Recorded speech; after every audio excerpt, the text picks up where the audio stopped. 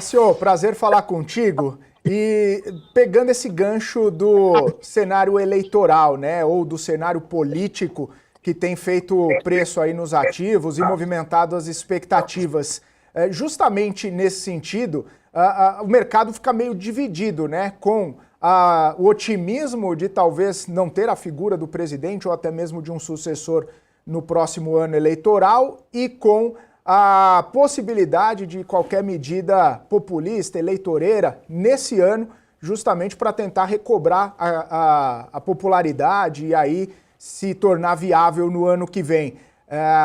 Como que você está vendo justamente essa dicotomia ou essa divergência de sentimentos do mercado em relação a isso?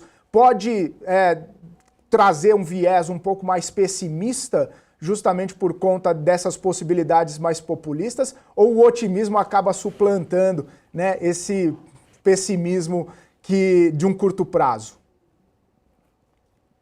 Então, se realmente você tiver uma política monetária fazendo efeito, que desacelera a economia e que consegue controlar os preços, com uma política fiscal mais responsável, né, que o próprio Haddad, né, apresentou um pacote de redução de despesas. Claro, esse pacote ele ficou à sombra, né, daquele anúncio trágico aí de elevação de despesas com o aumento da faixa de isenção do imposto de renda, mas se essas variáveis realmente se alinharem, você vai poder ter um cenário de talvez segundo semestre em diante de redução de taxa de juros, né? Mas, claro, desde que você tenha inflação controlada, que você tenha um fiscal mais responsável, né? Que você tenha uma atividade econômica que realmente mostra sinais de desaceleração.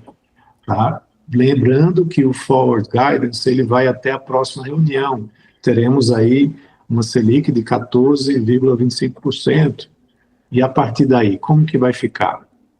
O Galípolo e o Comitê de Política Monetária, na verdade, todo o conjunto, né, de direção do Banco Central vai ter essa dificuldade de tratar desse problema, né, com uma indicação do atual governo, que traz ainda mais pressão política, e aí há sempre essa dicotomia que você está mencionando com a antecipação de 2026.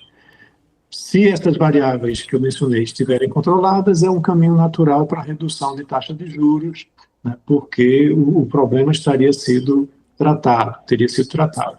Se você ainda tiver uma pressão inflacionária, e vale a pena olhar, por exemplo, o Boletim Focus, que pela 18ª semana consecutiva apresentou uma elevação da previsão do IPCA para o final desse ano, já chegando próximo dos 6%.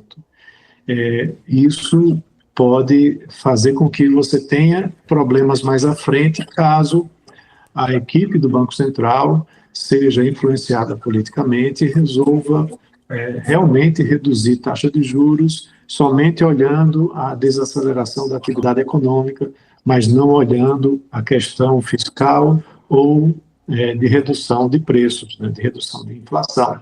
Isso daí iria trazer problemas sérios para a economia brasileira de reprecificação dos títulos, reprecificação do câmbio, né, com investidores saindo aqui da economia brasileira, porque o Banco Central estaria sendo influenciado politicamente.